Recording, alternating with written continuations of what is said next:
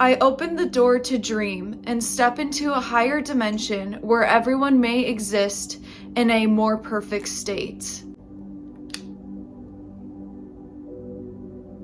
Meet my fish Phil as he accompanies me into giving you guys a story time about my past in middle school. Specifically as it pertains to me, I didn't have a good high school experience, college was hard, and middle school was, I guess, so traumatizing to an extent that I can't even remember most of middle school. But it wasn't like that traumatizing, okay? I want to like preface by saying that. Nothing terrible in my childhood happened to the point where I need you guys to express sympathy for me. Rather, if you're just watching this video, listening, that is more than I can ask for, and I'm grateful for that within and of itself. Now I want to paint you guys a picture of my middle school reality and what that was like for me. When I was in middle school, I was not cool and I was not popular at all whatsoever. I actually had to rely on my sense of humor a lot to even make friends. At the time, I had a unibrow and a giant gap in my tooth. So quite literally, I would take my lunch card ID and pretend I was, scanning like a library card or something, scanning my face because it was just like a giant line, gap tooth, freaking unibrow down my face. And during lunchtime, I actually sat at lunch alone at the peanut-free allergy table, even though I didn't even have an allergy to peanuts. And I sat next to a girl in my middle school who had Down syndrome, and she was one of my only friends at the time. During this time in middle school, it was very confusing for me because I had something called dyslexia. Basically, I had a major learning disability, and what this meant is that I was constantly called out of my classrooms that were mainstreamed with other mainstreamed kids, and I would have a teacher's aide pull me out of the classroom and to specifically test me for things like autism, dyslexia, ADHD, the whole nine of neurodivergent type of typical issues, if you will. And I didn't realize this at the time, but I kind of had a reputation in my head and with my classmate peers for being stupid, for being dumb, because I always had to have a teacher's aide in the classroom to help me keep on track. I didn't have any friends to sit with at lunch except for the friends that I made in my special education classrooms. They were the only people that I was really, surrounded with at the time, so they would be my only friends. And then of course I think at one point I made friends with the theater kids, and then at a certain point in time, I finally made friends with the popular blonde girls, but that was through using my sense of humor and through mocking myself. I would throw myself under the bus just to make fun of myself so people would like me. And around this time, boys also, being a kid, you have crushes on people, that are in your grade or whatnot. And boys also didn't really even look at me because I was the unibrow, gap tooth, special ed kid.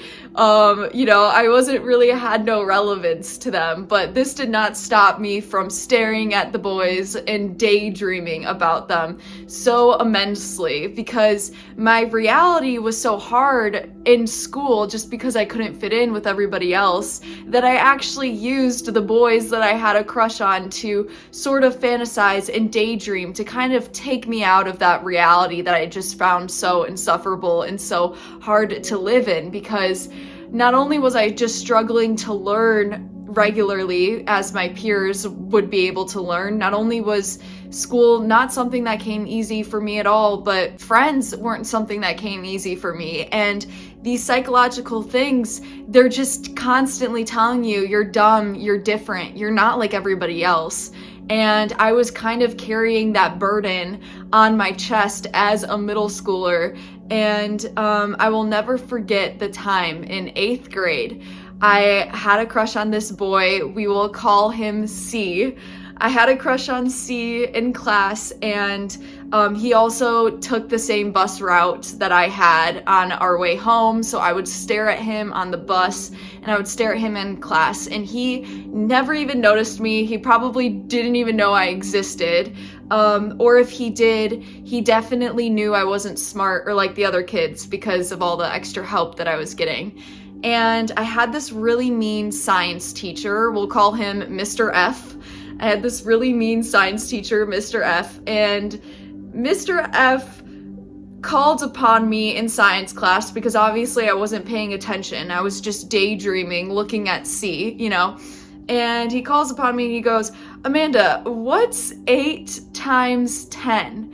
Now, mind you, I'm in the 8th grade. I should technically know what 8 times 10 is. But for whatever reason, the way that my brain was developing and the distractions and the disconnection and the disassociation that I was doing at the time, I really did not know the answer to that question. So I had to get my calculator out because I had a special accommodation that allowed me to use a calculator at any point in time, even when the tests were required without a calculator. I would still have one, you know. I got that special thing. So I had to pull out my calculator and I had to type in 8 times 10 in front of the whole class, and it took like 5 minutes. And I'll never forget, but Mr. F, he was like a teacher that was cool with the popular kids. So he used that experience to kind of make fun of me. And all the kids that were popular laughed, including my crush C laughed at me. And I never was able to understand the humiliation that my young self had experienced at that time because I had always blocked this memory out. This was not something that I wanted to be aware of. I disconnected from my younger self because I thought it to be irrelevant. Little did I know until I did this sort of regression kind of technique with one of my parts that were creating extreme anxiety, the part that desperately wants to be loved.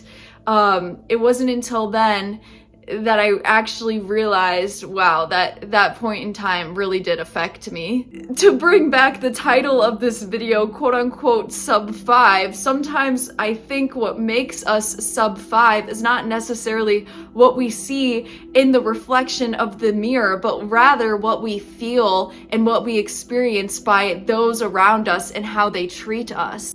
I had no idea that my dyslexia in many ways was actually a sign that I was smart and more intelligent than the average person, but I was just intelligent in a different type of way. And you watching this video, you may not realize that the things that make you sort of unapproachable towards the general normie, if you will, are probably going to be gifts and curses at the exact same time. So it's a matter of you kind of being able to open your mind to look at the flaws about you in a way that they're both a blessing and a curse. Now, before we end this video for today, I just wanted to close out with some wisdom from a mushroom. We love fungi wisdom on this channel, okay? So I'm gonna be incorporating more of that.